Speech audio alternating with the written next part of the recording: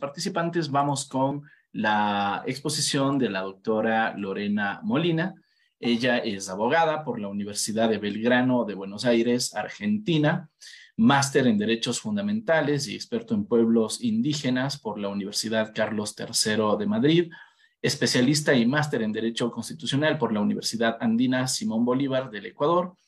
Cuenta con más de 10 años de experiencia como asesora, experta de la Corte Constitucional del Ecuador, órgano en el cual actualmente es secretaria técnica jurisdiccional. Estimada doctora, muy buenas noches. Qué gusto que nos acompañe por aquí. Bienvenida. Tiene la palabra.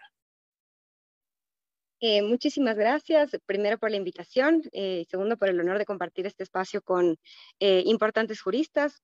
Y es para mí un placer dirigirme hacia ustedes, y yo quisiera un poco comentarles cómo voy a manejar esta conferencia. Por supuesto, no quisiera que sea una conferencia magistral de manera absoluta, entonces a invitarles también a que si en cualquier momento surge una duda me puedan interrumpir y podamos hacer de esta una conversación. Yo sé que son altas horas de la noche y tal vez estos temas son bastante técnicos para poderlos conversar y así de esta manera poder hacer un poco más didáctica y más entretenida esta charla. El tema que se me ha propuesto en la invitación es un poco la independencia judicial, pero yo he visto también que estas conferencias que se han manejado en estos días, y la de hoy puntualmente, se refiere al control constitucional, y en ese sentido he tratado de vincular estas dos temáticas para referirme a ustedes dentro de estos dos aspectos y ver cómo de alguna manera se empiezan a conjugar estas dos materias. Para hablar en estricto sentido de la independencia judicial, bueno, yo les quiero hablar desde la práctica profesional y puntualmente desde mi ejercicio profesional y desde luego desde la experiencia, desde la jurisprudencia de la Corte Constitucional del Ecuador en materia de independencia. En materia de independencia judicial, como todos ustedes saben, la Corte Constitucional tiene una sentencia dictada en el año 2020 dentro del contexto de una consulta de norma, en la cual la Corte de manera determinada estableció un criterio respecto de cómo se deben interpretar aquellas normas referidas a las conductas judiciales o cómo se debe evaluar el proceso de determinación de responsabilidades en las conductas de los jueces. Esta sentencia de la Corte Constitucional, que no voy a hacer un relato de la sentencia, porque por supuesto toda la audiencia puede consultarla de manera directa, ya pondré yo en el chat los números y demás de las sentencias a las que me voy refiriendo para no confundir la exposición con números de decisiones y demás, sino más bien ir a la médula de todos los criterios jurisprudenciales que la Corte ha ido abordando. Lo que intentó hacer la Corte a través de esta consulta de norma fue de alguna manera dejar claro cuál es el procedimiento que se debe seguir en el Ecuador para establecer una determinación de responsabilidad judicial ante determinadas conductas de los operadores de justicia.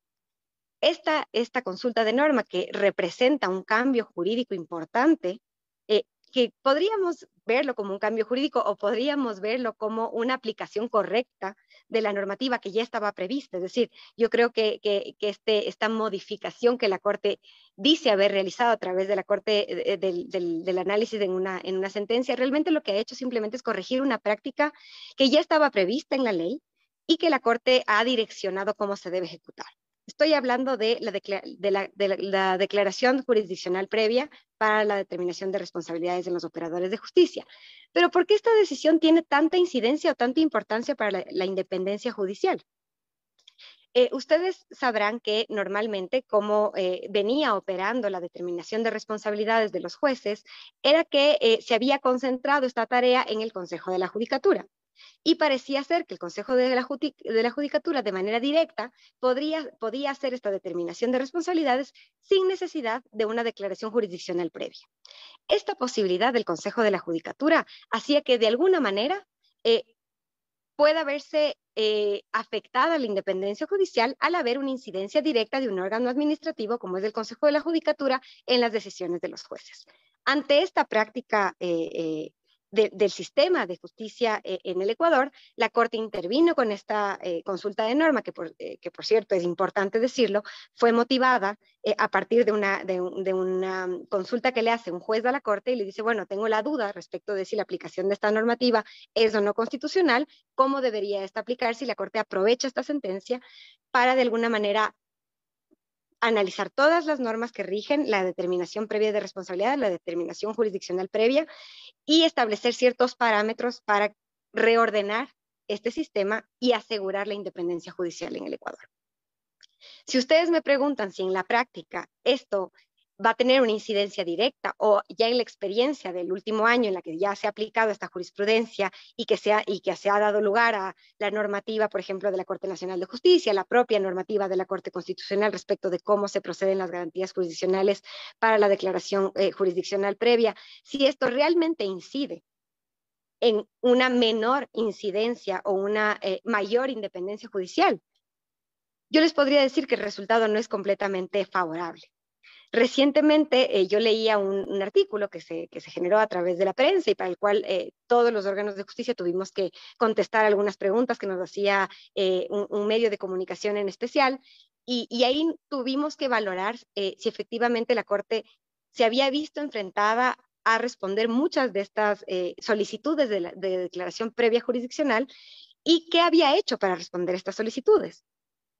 Entonces, en ese ejercicio, claro, la Corte Constitucional puede notar y ha podido notar a través de esta nueva modalidad de determinación de la responsabilidad que existen problemas en la ejecución de este nuevo mecanismo que de alguna manera pueden llegar a incidir en esta verdadera independencia que se busca de los órganos de justicia y que parece ser que esta anunciada solidaridad de cuerpos, solidaridad de los jueces, se puede vislumbrar ya en cierto sentido. Entonces, ¿qué nos lleva a pensar esto?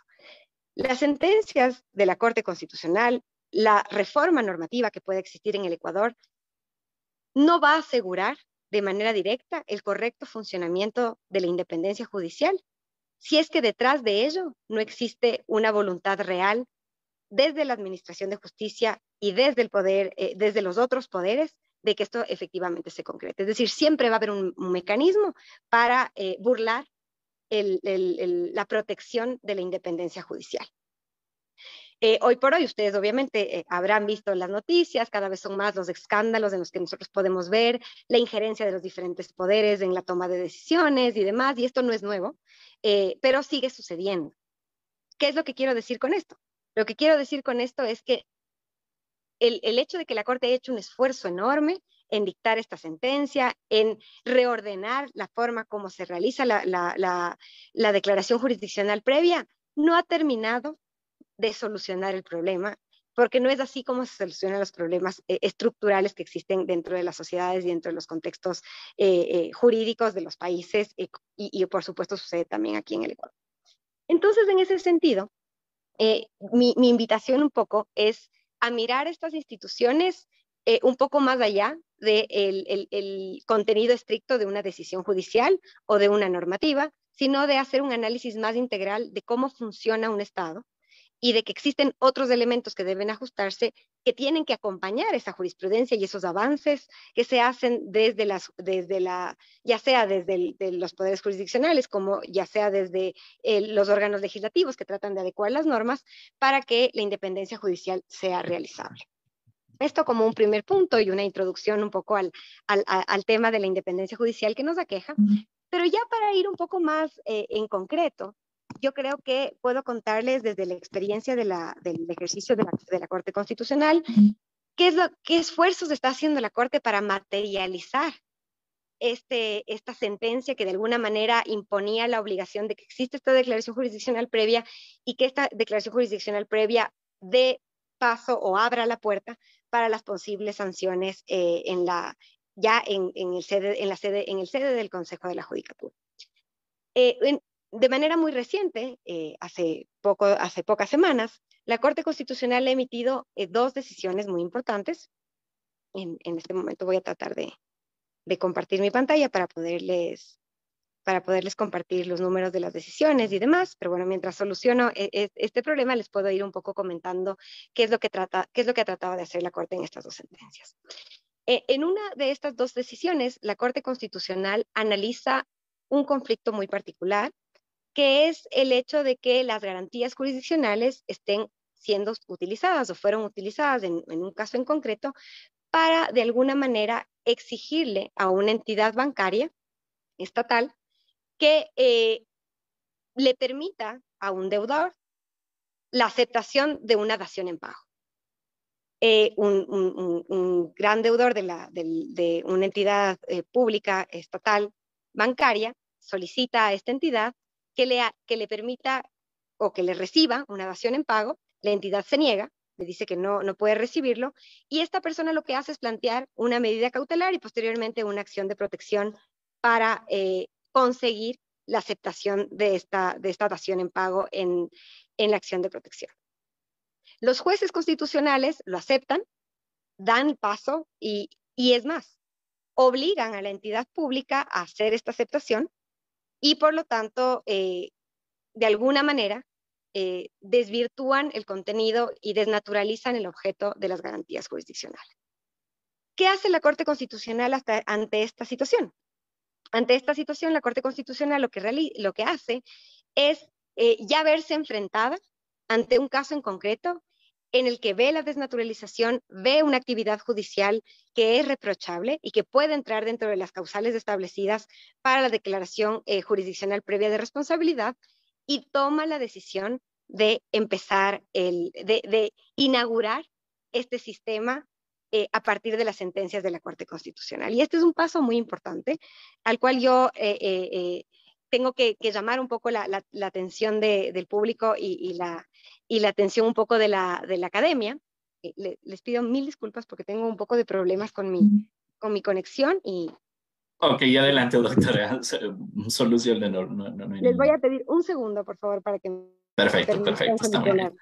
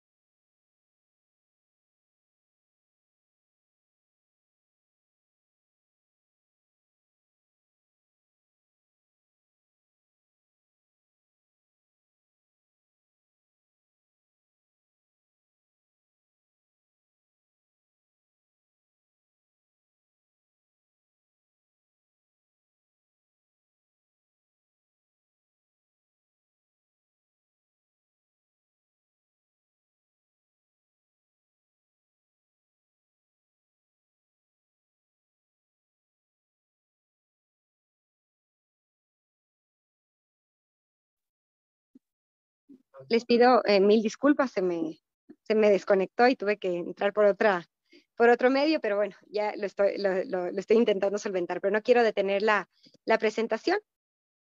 Y en ese sentido, la Corte Constitucional lo que ha intentado hacer es, de alguna manera, ya dar luces de cómo se tiene que realizar el control previo jurisdiccional cuando está en sede de la Corte Constitucional la determinación jurisdiccional previa para la posterior determinación de responsabilidad en el Consejo de la Judicatura. Respecto de este punto medular, yo creo que es importante hacer una aclaración. Hay un poco, tal vez, la percepción externa de, bueno, ante todos estos casos de desnaturalización de las garantías jurisdiccionales, ¿por qué la Corte no hace algo? ¿Por qué la Corte no sanciona directamente a los jueces?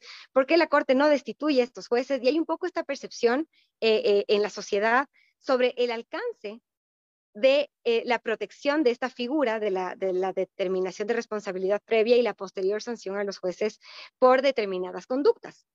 Y entonces ahí yo creo que es muy importante decir cómo está configurado el sistema o cómo está pensado el sistema de la declaración jurisdiccional previa para la determinación de responsabilidades de los jueces, para desmitificar un poco las capacidades que tiene un órgano de justicia como es la Corte Constitucional o como lo es en su caso la Corte Nacional, que también ejerce estas facultades, por supuesto, dentro de las competencias que le competen, que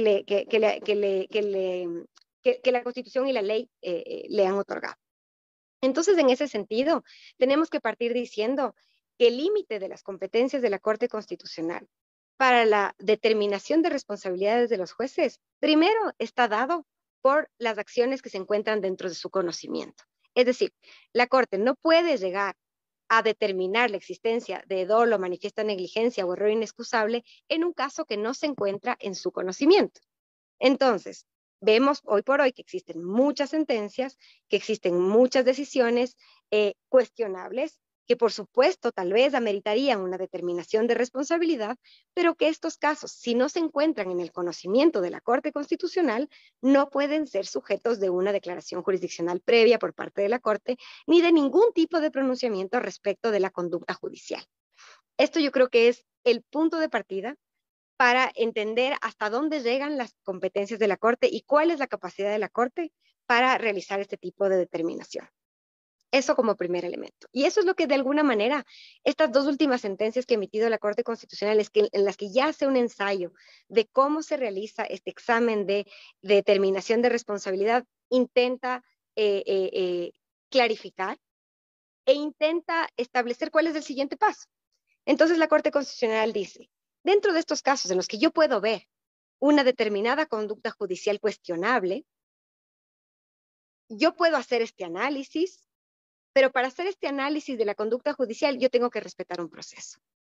¿Cuál es este proceso? Yo tengo que pedirle un informe al juez, si es necesario y lo consideran los jueces de la Corte, llamarle a una audiencia de descargo y posterior a ello hacer una determinación clara de cuál es la conducta en la que la Corte califica lo que ha observado dentro del caso que conoce. Es decir, cualquier conducta que vaya por fuera del caso que está conociendo, entonces no podrá ser observado por parte de la Corte y el pronunciamiento de la Corte será realizado en el contexto de esa decisión. Entonces, por eso ustedes van a ver que estas dos sentencias a las que les estoy haciendo mención, de alguna manera explican por qué en la misma decisión, en la misma sentencia, ya se hace la declaración jurisdiccional previa. Es decir, no hay un proceso paralelo. Es en el mismo proceso en el que se hace la determinación. Y en ese mismo proceso en el que se hace la determinación, a su vez, se determina cuál es el siguiente paso. Y se dice, bueno, es el Consejo de la Judicatura ahora el que con esta declaratoria jurisdiccional previa que ha realizado la Corte tiene el deber de iniciar el procedimiento administrativo para determinar el grado de responsabilidad. Entonces, una cosa es que la Corte identifica una conducta como una manifiesta negligencia o como un error inexcusable, y distinto es el rol del Consejo de la Judicatura, el cual, a partir de esa determinación de la identificación de la conducta hecha por la Corte, va a establecer dos cosas muy importantes. Uno, el grado de responsabilidad, y dos, la sanción. Entonces, esta idea de que es la Corte la que puede sancionar de manera directa al juez y la que puede de manera directa determinar el grado de responsabilidad, se desmitifica un poco ya con la clarificación del procedimiento. No es que esto no lo haya hecho la sentencia de consulta de norma 320CN, que es la sentencia en la cual la Corte hace este análisis. La Corte ya ahí lo dice, pero todo este elemento procesal posterior se clarifica con estas decisiones que la Corte ya empieza a animarse a realizar.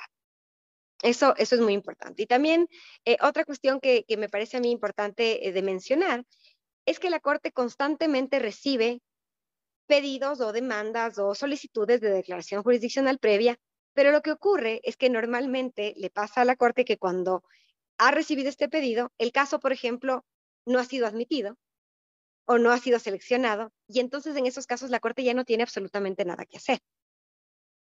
Difícilmente la Corte, o de manera imposible, ya podríamos decir, podría llegar a hacer un pronunciamiento en estos casos, pese a que haya existido una solicitud puntual ante la Corte para la determinación de una responsabilidad. Para clarificar esta cuestión, la Corte emitió una resolución. Esta resolución de la Corte Constitucional regula el procedimiento interno. Y a partir de esta resolución ya tenemos un poco más de claridad respecto de cómo se debe solventar esta cuestión de manera interna en la Corte Constitucional. Yo creo que de alguna manera con estas decisiones la Corte intenta ya dar los primeros pasos respecto de cuáles son los límites de su acción, pero también esto tiene que verse a la luz de la independencia judicial. Y la Corte debe encontrar esos límites. Y esta tarea de encontrar esos límites de cuando una determinada conducta verdaderamente es un error inexcusable, por ejemplo, o es una apreciación subjetiva del órgano respecto de si le gustó o no le gustó cómo decidió un determinado juez un caso.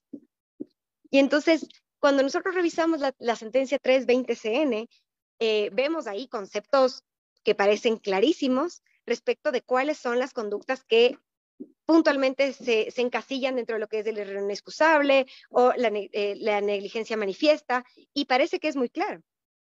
Y ya cuando la Corte se ve enfrentada a los casos en los que tiene que determinar esta conducta, se da cuenta que no es tan fácil la determinación y que existen elementos que deben continuar siendo desarrollados y que no le alcanza con las definiciones que estableció en esta primera sentencia. Y ante estos retos, ¿cuáles diría yo que son unos avances que la Corte empieza ya a dilucidar?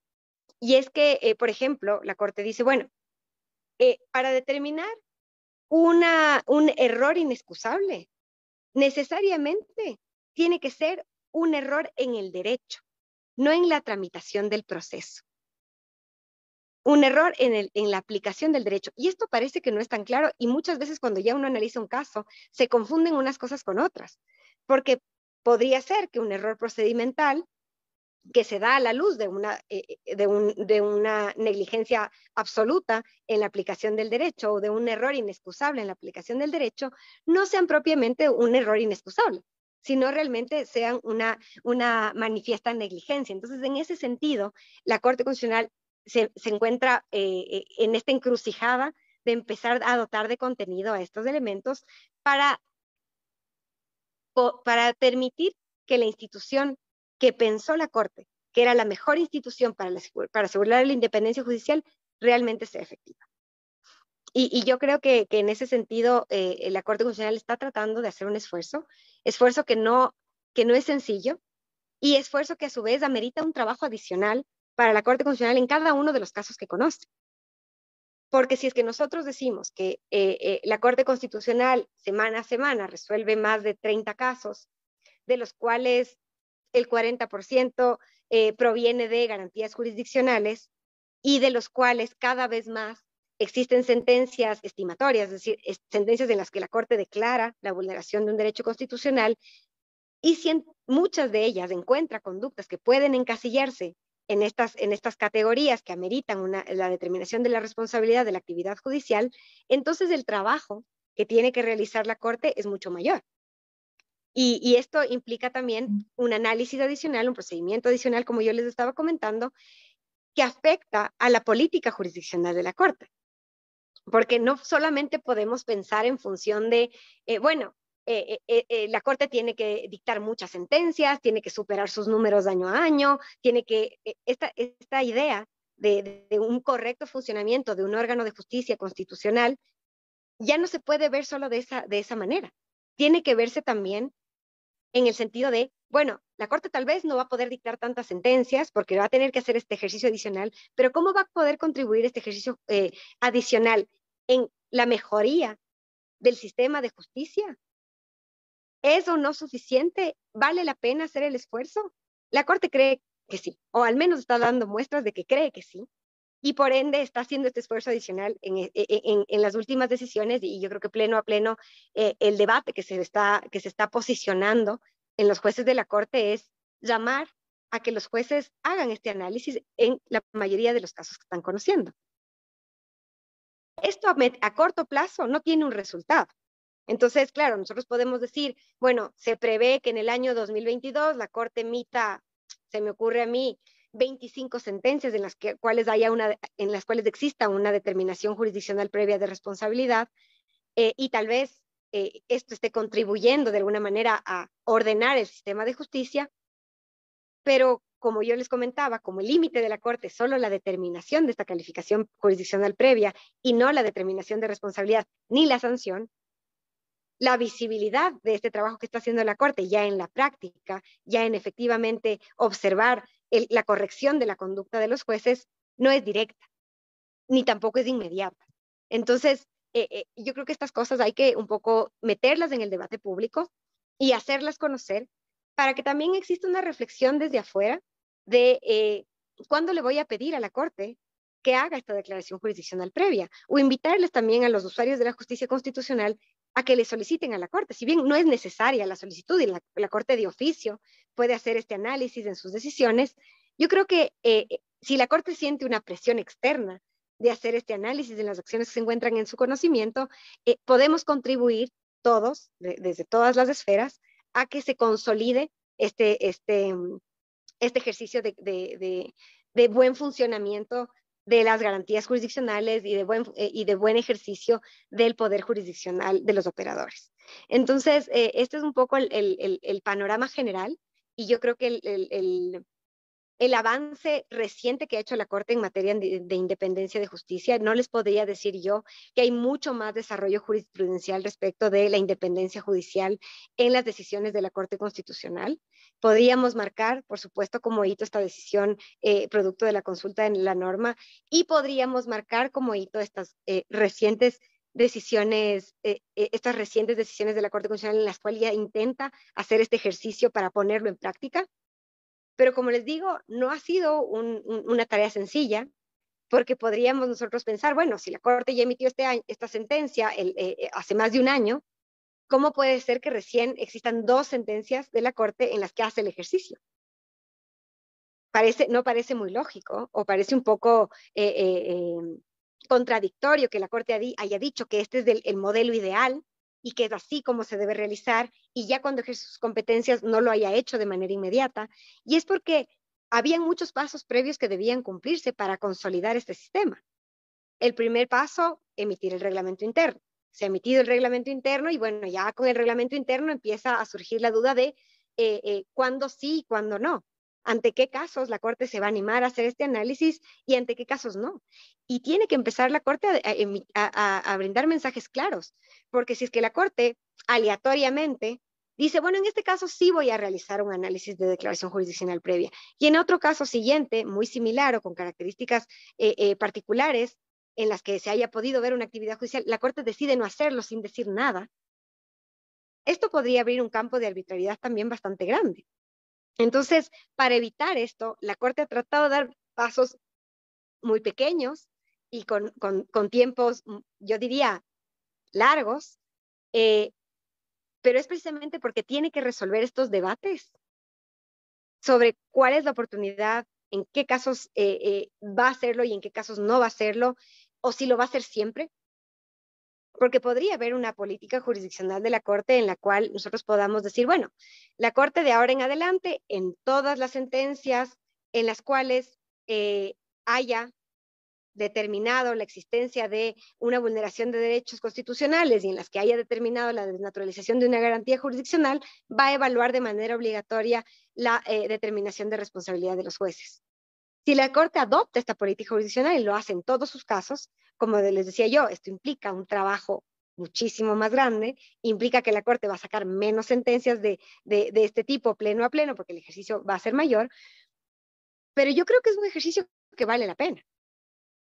Y entonces yo esta conferencia la quise plantear de esta manera, porque es más una invitación un poco a razonar sobre cuál es el alcance y si realmente este mecanismo es o no el idóneo para consolidar la independencia judicial. Yo creo que es ahí donde tenemos nosotros que centrar el análisis. Yo les tengo que confesar que fui un poco escéptica cuando la Corte iba a tomar este paso y iba a realizar la sentencia de consulta de norma.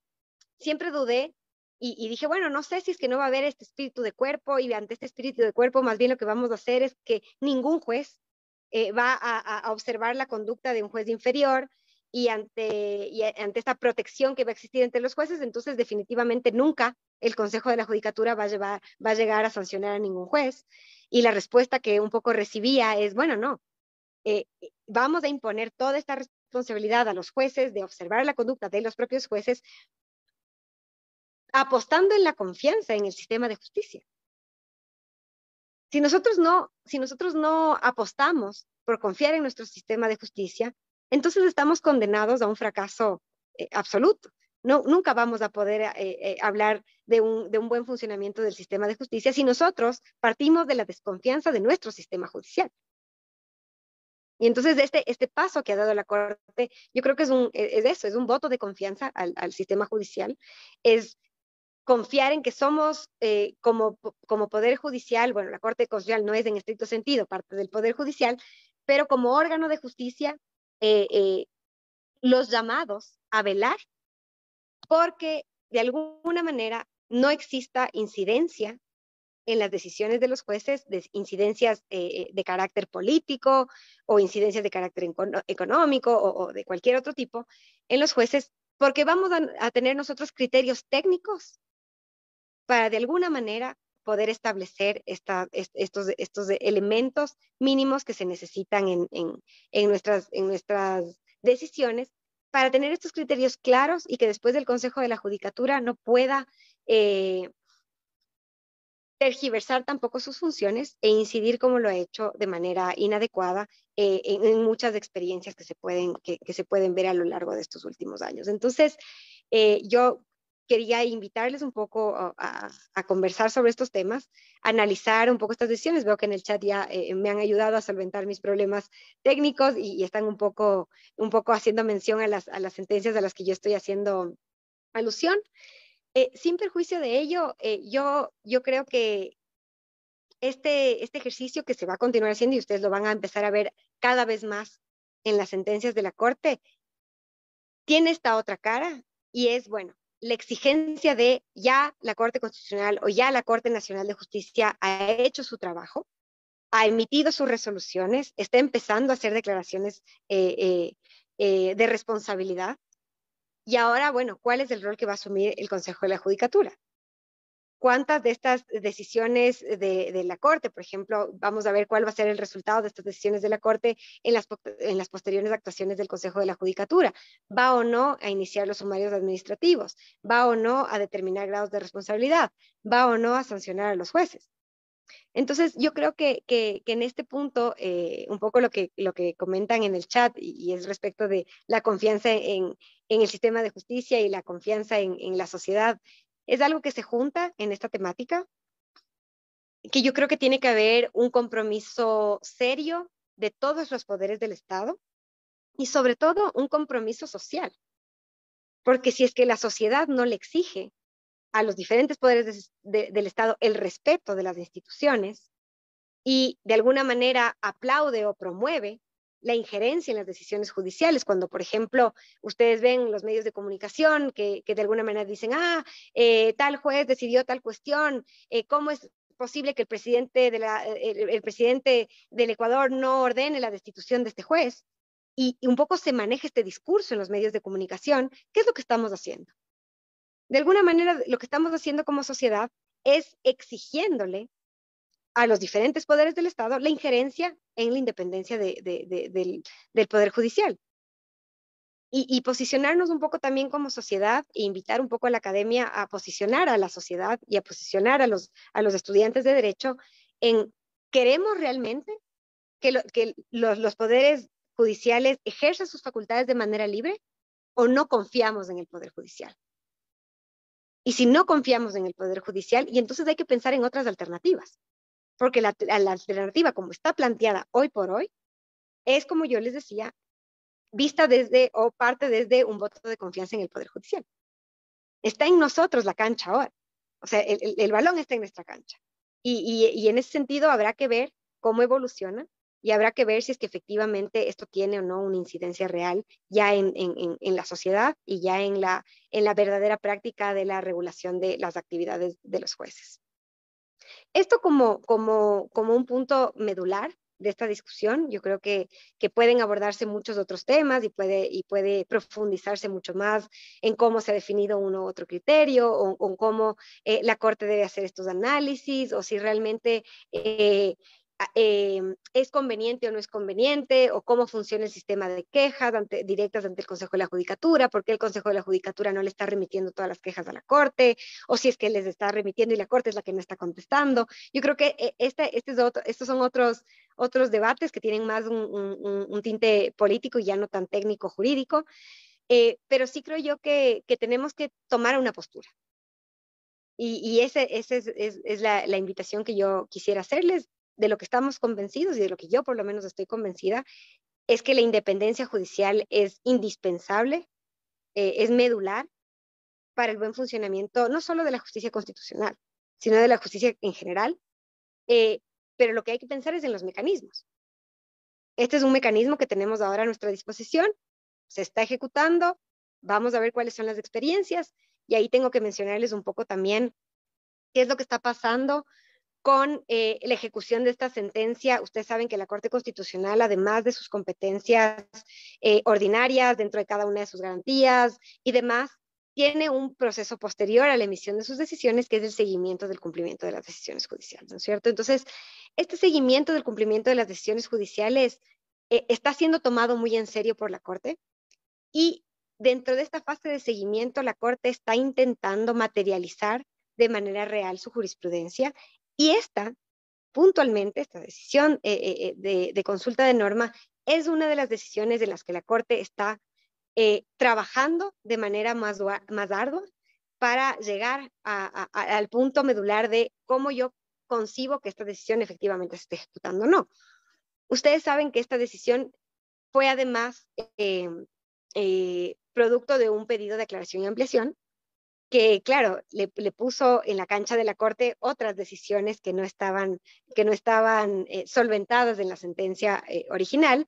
Y claro, en el auto de aclaración y ampliación se le pregunta a la Corte, bueno, ¿cómo vamos a materializar esto? Entonces la Corte se ve ahí un poco obligada a clarificar cuál es el procedimiento para la emisión de las resoluciones, qué va a pasar con estas resoluciones, si son o no provisionales, si esto después tiene que incidir en una modificación normativa, si debe existir el envío de un proyecto de ley a la Asamblea Nacional. Es decir, piensa un poco más allá la ejecución, y la Corte hoy por hoy en lo que se encuentra trabajando es de, bueno, ¿qué pasa con todas estas otras medidas? ¿Cómo puede hacer la Corte verificación del cumplimiento de estas medidas para verificar una real materialización de esta decisión judicial? ¿Qué le empieza a pasar a la Corte en este momento? Le empieza a pasar a la Corte que, a la luz de la existencia de la sentencia 320-CN, se le empieza a cuestionar a la Corte que está fallando en el cumplimiento de esta decisión, porque en un determinado caso puntual no se ha hecho la determinación de responsabilidad previa. Y en este análisis la Corte tiene que reflexionar y decir, bueno, en cualquier caso en el que no se haya hecho la declaración jurisdiccional previa, ¿yo puedo recurrir ante la Corte y decirles si está incumpliendo su sentencia? ¿Esto se puede o no se puede hacer? Y bueno, ya hay ahora sentencias muy claras de la Corte Constitucional en las cuales se ha definido primero, cuál es el alcance de la acción de incumplimiento de sentencias, y segundo, cuál es el alcance de la fase de seguimiento. A la luz de estos pronunciamientos de la Corte que definen un poco el objeto de la garantía de la acción de incumplimiento y de la facultad del seguimiento del cumplimiento de las decisiones, la Corte ya ha dejado muy claro, que no puede hacer revisión de manera abstracta del cumplimiento de decisiones con estos alegatos generales de usted, Corte Constitucional, ordenó que se haga declaraciones jurisdiccionales previas ante estos supuestos de hecho. En mi caso puntual, que no ha llegado a la Corte en absoluto, el juez debió haberlo hecho porque yo la pedí y porque era evidente que hubo, por ejemplo, un error inexcusable, y el juez de apelación, por ejemplo, en una acción de protección, no realizó la declaración. Esta alegación no se puede formular a través de una acción de incumplimiento, y eso la Corte ya lo ha dejado clarísimo. ¿Y por qué hago esta aclaración? Porque no son pocos los casos que les llegan a la Corte con este tipo de pretensiones. Porque cuando la Corte hace estas decisiones en las que parece regular toda una institución jurídica y en las que parece abarcar muchas situaciones o que pretende regular muchas situaciones, precisamente porque ese es el ejercicio del control constitucional que la Corte realiza, la Corte ya ha dejado clarísimo que esto no se puede realizar, que sería un exceso en las facultades o una arbitrariedad por parte de la Corte querer, a través de una acción de incumplimiento, revisar una determinada actuación judicial totalmente ajena a la decisión puntual cuyo cumplimiento se persigue. Y en ese sentido, bueno, ya hoy ha quedado claro, pero esto no es tan claro, esto no es algo que haya estado siempre claro.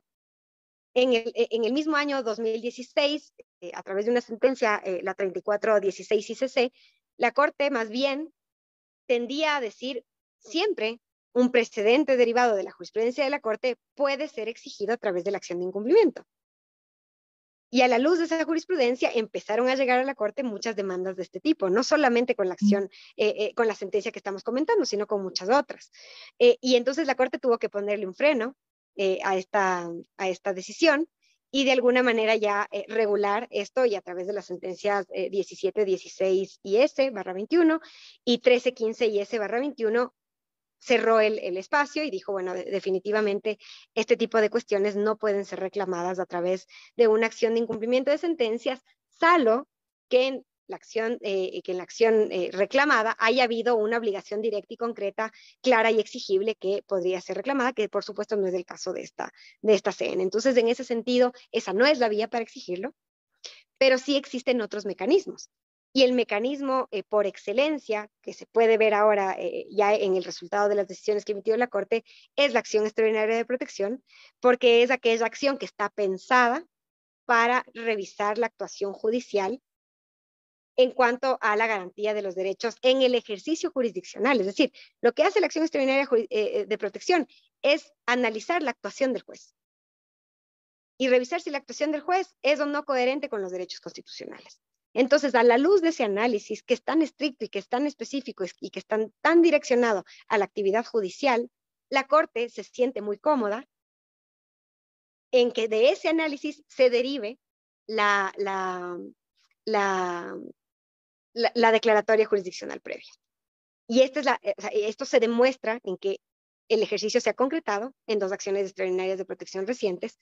Y yo creo que esto es importante, es un dato que no hay que dejar así pasar por alto. Yo creo que hay que tenerlo muy claro, pero tampoco es la única. Y eso es algo que también quiero decir. Otro de los mecanismos muy importantes para hacer estas declaraciones jurisdiccionales previas son aquellas sentencias o aquellas decisiones que llegan a la Corte a través del proceso de selección. Cuando una sentencia lleva a la Corte a través del proceso de selección y el caso es seleccionado, o sea, y eso hay que aclarar porque muchas veces se dice, bueno, pero el caso llegó por selección, ¿por qué la Corte no ha emitido un pronunciamiento? Porque obviamente puede haber quien piense de esa manera. Y entonces la Corte lo que contesta es, bueno, pero si el caso no ha sido seleccionado, oficialmente no está en conocimiento de la Corte.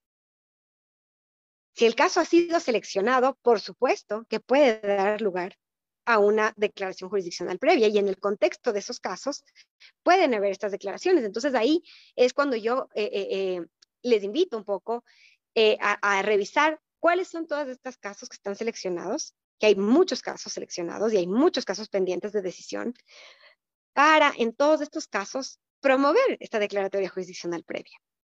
Tal vez esto que estoy diciendo es un poco contraproducente con la política jurisdiccional de la Corte, que un poco intenta acelerar el paso en las decisiones que toma y aumentar los números de sus decisiones para consolidar este buen funcionamiento de la Corte Constitucional, pero yo creo que es el escenario para también fortalecer sus propias decisiones. Y como ustedes bien saben, esta facultad de determinación de responsabilidad es de oficio. Y la Corte la puede hacer de oficio, pero también la puede hacer a petición de parte. Y cuando es a petición de parte, nada le obliga a la Corte a pronunciarse, pero al menos le invita a la Corte a reflexionar si ese caso merece o no un pronunciamiento de declaración jurisdiccional previa. Y yo creo que hay que ponerle un poco a veces a la Corte contra las cuerdas y obligarla un poco a generar estos desarrollos jurisprudenciales. Y como son temas tan técnicos y tan específicos en los que no todos estamos pensando en nuestro día a día, parece que se pasan un poco por alto y le dan la posibilidad a la Corte para que lo resuelva en los casos que ya se sienta listo para hacerlo. Pero yo creo que si es que desde ambos lados la Corte está muy presionada internamente y es algo en lo que está pensando todo el tiempo y que está haciendo estos ejercicios para dictar estas sentencias y que está haciendo estos esfuerzos, pero tiene que sentir también un poco esta presión externa y que yo creo que es sumamente yo creo que válida y sobre todo que va a ser valorada también por la Corte Constitucional. Yo no soy una vocera oficial de la Corte, ni mucho menos, ni estoy en este espacio como una vocera de la Corte Constitucional, pero sí puedo aprovechar el espacio para hablar desde mi experiencia y para hacer un poco esta reflexión o detenerme un poco en reflexionar en estos asuntos y en ver qué es lo que necesitamos nosotros de la academia y qué es lo que nosotros necesitamos de los usuarios de la justicia constitucional. Y yo veo que tal vez en los casos que están seleccionados se está olvidando esta competencia de la Corte. O no se le está prestando la atención que debería prestárseles, porque como yo les decía antes, tal vez la acción extraordinaria de protección, bueno, primero es la que en volumen le atosiga a la Corte y es sobre la que tiene que prestar sus ojos en un 90%, para ser precisos, su actividad. Y por eso, bueno, ha elegido esta acción como la primera en la que se va a lanzar a hacer estas declaraciones jurisdiccionales previas, pero yo creo que hay que invitarle a la Corte a que lo haga un poco más allá y a que promueve este análisis en muchas otras decisiones, sobre todo por cómo veo y por cómo hemos podido experimentar en estos últimos meses el estado crítico del ejercicio de la justicia constitucional.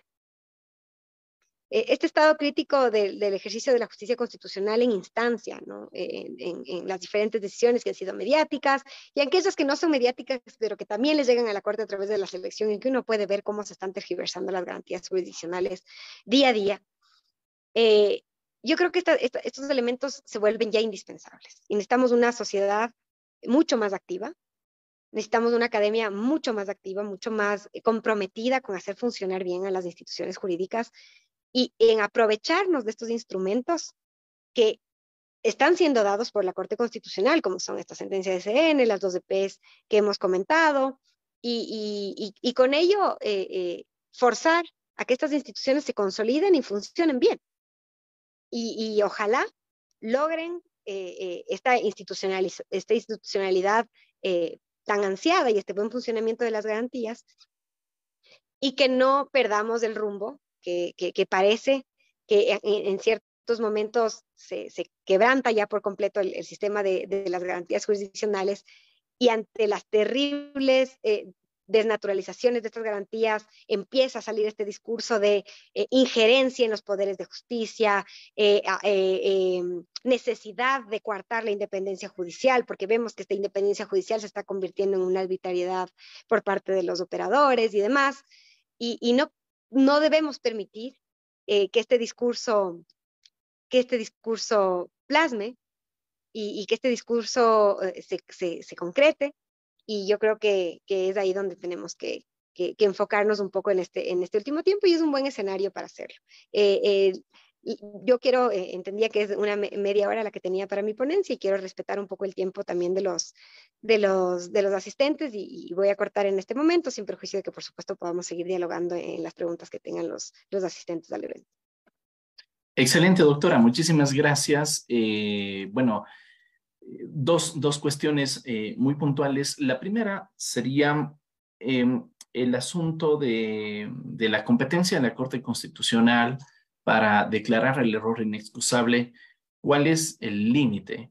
Porque muchas veces se piensa que la Corte puede declarar error inexcusable para todas las decisiones, tanto derivadas de la justicia ordinaria como las derivadas de la justicia constitucional. Eso me gustaría que pudiera puntualizar. Y lo segundo, si la independencia judicial ciertamente está reconocido como un principio, pero le podría asistir como un derecho a las partes involucradas en un proceso, o es más bien un derecho de los jueces. Muchas gracias por las dos preguntas. Bueno, la segunda es mucho más profunda y mucho más compleja, y la primera es mucho más práctica. Bueno, en la primera, gracias por la pregunta, porque yo creo que esto es medular para dejar claro en esta temática, y es que por supuesto la Corte Constitucional solo puede ejercer esta competencia en el conocimiento de las garantías jurisdiccionales derivadas de procesos de garantías jurisdiccionales. Entonces, si bien en todas las EPs la Corte está ejerciendo una garantía jurisdiccional, como ustedes saben, no todas las acciones extraordinarias de protección provienen de procesos de garantías jurisdiccionales, sino que muchos de ellos son, y podría decir que hoy por hoy más de la mitad de los procesos que llegan a conocimiento de la Corte devienen de procesos de justicia ordinaria. En esos procesos no cabe la determinación de la declaración jurisdiccional previa de responsabilidad, porque esa no es una competencia de la Corte Constitucional, sino de la Corte Nacional de Justicia, que es ahí es el ente encargado de realizar este análisis en los casos derivados de la justicia ordinaria. Entonces, la Corte Constitucional va a centrar este análisis únicamente en los casos derivados de procesos devenientes de garantías jurisdiccionales. ¿Cuáles son estos procesos? Habeas corpus, habeas data, acción de protección, medidas cautelares autónomas. Estos casos son los que llegan a la Corte a través de, acceso a la información. También me está faltando, estos casos que llegan a la Corte a través de una acción extraordinaria de protección pueden ser conocidos por la Corte y en ellos se puede hacer esta declaración jurisdiccional previa y por eso yo creo que agradezco mucho la pregunta para dejar esto saldado y que se sepa también dónde está la competencia puntual. Perfecto, perfecto, doctora. Y un poco para no obviar la segunda pregunta, bueno, a ver, este es un debate muy interesante. La independencia judicial, en estricto sentido, como usted lo ha dicho, es un principio. Y la independencia judicial hasta podría ser vista como un principio que se ejerce a lo largo de todo el procedimiento y que se materializa a través de ciertas instituciones, como por ejemplo la recusación. Y ahí es donde se pueden conjugar ambos elementos, ¿no es cierto? Por un lado, esta cuestión de la independencia. Doctora, se apagó su micrófono. Perdón, me quedé sin... Ahí sí. Estas instituciones son las que en algún punto se conjugan, pero en estricto sentido yo podría decir que la independencia judicial es una prerrogativa encaminada hacia los jueces. Son los jueces los que en algún punto se ven beneficiados de este principio, que se podría entender también como un derecho, porque ellos podrían reclamar su derecho a tomar una decisión independiente, pero yo no creo que tenga que desconectarse al 100% de los derechos de las partes. Porque desde luego uno como parte, si pretende una tutela judicial efectiva, necesita asegurarse de que el juez es independiente para que su caso pueda ser resuelto de manera adecuada. Entonces esto no puede ser visto como blanco o negro. Yo creo que se conjugan en dos puntos, sí, que es una institución que está pensada hacia los jueces, pero que necesariamente tiene dos caras de la moneda. Y a mí no me parecería descabellado que por ejemplo, dentro de una acción de protección, alguien podría hacer un argumento relacionado con que un determinado juez no tenía independencia judicial y que la falta de independencia del juez llevó a que se decida su caso sin una debida tutela judicial. Esto no es descabellado, yo no puedo pensar en este momento algún caso puntual en el que la Corte haya hecho ese análisis, pero no me parecería que está muy alejado de lo que podría realizar la Corte y de lo que podría declarar como una posible vulneración de derechos. Esto dicho de manera muy en abstracto y con un ejemplo muy general. Ya en los casos en concreto vemos que este tipo de alegaciones o alegaciones parecidas tienden a ser desechadas por la Corte cuando la Corte le dice, bueno, usted tenía la oportunidad para reclamar esta cuestión en instancia y porque no lo agotó, porque no lo dijo, no puedo yo hacer una vinculación directa con una vulneración de derecho. Entonces, esto, como les digo, este criterio hay que tomarlo un poco con pinzas, porque después un poco se puede decir, no, bueno, ya tenemos claro que siempre la Corte va a pronunciarse respecto a este tema y que siempre la Corte ante este tipo de supuestos puede llegar a establecer una declaración de vulneraciones de derechos por falta de independencia judicial en virtud de una alegación de una parte, pero esto no es tan así, ¿no? Tendría que establecerse un caso muy puntual en que se den unas características muy específicas en las que la Corte no pueda hacer este análisis y esta reflexión respecto de cuáles fueron las posibilidades de reclamar esta independencia por parte del juez en la instancia. Entonces, esto hay que mirarlo con un poco de detenimiento y no puede contestarse así tan de manera abstracta, pero bueno, ese podría ser un criterio general. Excelente, doctora. Bueno, muchísimas gracias. Tenemos comentarios. Jacqueline Santos, felicitaciones. Gloria Lara igualmente envía felicitaciones, saludos, dice desde Camiri. Por aquí igualmente Pablo Íñiguez, Jorge Marconi, felicitan su conferencia, doctora. Sabina Aval nos dice, es una garantía para la administración de la justicia y que contribuye a una seguridad jurídica. Bueno, gracias también a los participantes por sus comentarios. Agradecerle a la doctora por habernos acompañado y desde luego tomarle la palabra en el sentido de que desde estos espacios académicos que venimos impulsando desde hace algún tiempo atrás, precisamente lo que hacemos es incentivar que todo lo que recogemos a partir de las experiencias de los profesores en realidad lo podamos trasladar a la práctica. Lo que ha dicho hoy la profesora Lorena Molina me parece muy importante en cuanto a defender esa independencia judicial y en cuanto a también proponer, utilizar estos mecanismos que nos entrega el ordenamiento jurídico que ha creado también la Corte Constitucional para hacer que este sistema se respete. Una de las grandes preocupaciones en estos tiempos de abuso de garantías jurisdiccionales ha sido, por ejemplo, que los medios de comunicación hablan de una injerencia de la administración de la justicia en temas políticos. Y bueno, yo digo, no necesariamente es una injerencia, quizás sea una instrumentalización de las garantías jurisdiccionales por parte de los políticos. Otra cosa es que los jueces se presten para eso. Y cuando se prestan para eso hay elementos como los que nos ha comentado precisamente la doctora Lorena Molina. Así que nos quedamos infinitamente agradecidos, doctora. También agradecer también al doctor Sergio Gutiérrez que nos ha comentado las sentencias en referencia y que las vamos también a cargar a la página con los materiales para que ustedes los puedan revisar, lo puedan leer y ampliar esto que nos ha traído la profesora Lorena. Estimada doctora, le devuelvo la palabra para que pudiera despedirse de esta audiencia, no sin antes agradecerle y felicitar su conferencia una vez más.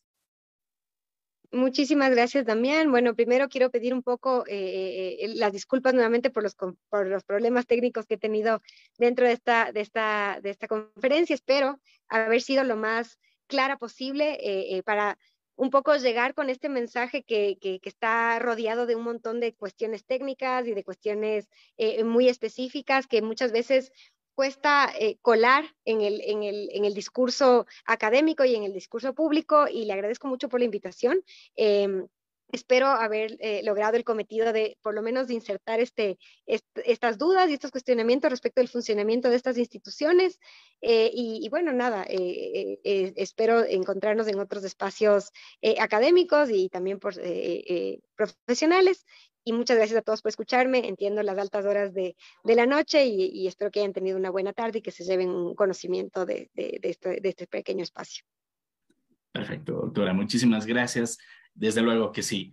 Igualmente, agradecidos con todos ustedes, apreciados participantes. Recuerden que nos veremos el día de mañana. Las clases son lunes, martes y miércoles. Así que el día de mañana, pues nos veremos de manera directa porque nos adentraremos ya en lo que son las garantías jurisdiccionales y empezaremos por la acción de protección que tendré el gusto de poderlo disertar. Así que nos vemos mañana a 6 de la tarde. Muy buenas noches, que tengan todos ustedes un feliz descanso.